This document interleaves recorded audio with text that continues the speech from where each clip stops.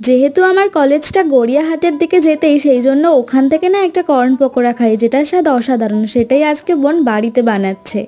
এটা বানানো খুবই সহজ আর খেতেও দুর্দান্ত হয়। বোন এটা বানিয়েছে একদমই ওর নিজের স্টাইলে। চলো ওর রেসিপিটাই তোমাদের সাথে একটু শেয়ার করি। প্রথমে একটা বাটির মধ্যে পেঁয়াজ কুচি, আলু কুচি নিয়ে ওর মধ্যে পরিমাণ মতো লবণ দিয়ে একটু চেপে চেপে মেখে নিতে হবে। তারপর ওর মধ্যে দিয়ে দেবো কর্ন, কাঁচা লঙ্কা কুচি, ধনেপাতা কুচি। তারপর ওর মধ্যে দিয়ে দেবো একটু লেবুর রস, হলুদ গুঁড়ো, লঙ্কা গুঁড়ো, চাট মশলা। এবার এই সবগুলো উপকরণের মধ্যে দিয়ে দেবো পরিমাণ মতো বেসন আর তার ঠিক অর্ধেক পরিমাণে কর্নফ্লাওয়ার। এবার একদমই জল ছাড়া আঠা আঠা করে সুন্দর করে হাতের সাহায্যে চেপে চেপে মেখে নিতে হবে। মাখা তো কমপ্লিট। এবার আর কি, কড়াইতে দিয়ে দেবো একটু তেল, আর তেলের মধ্যে এই পকোড়াগুলোকে সুন্দর করে এপিট ওপিট করে লাল লাল করে একদম সময় নিয়ে ভেজে নিতে হবে। শীতের সন্ধ্যায় চা অথবা কফির সাথে পরিবেশন করুন গরম গরম কর্ন পকোড়া। সত্যি বলছি, সবাই আপনার প্রশংসা করবেই। ভিডিওটা ভালো লাগলে লাইক করো। সবাইকে টাটা।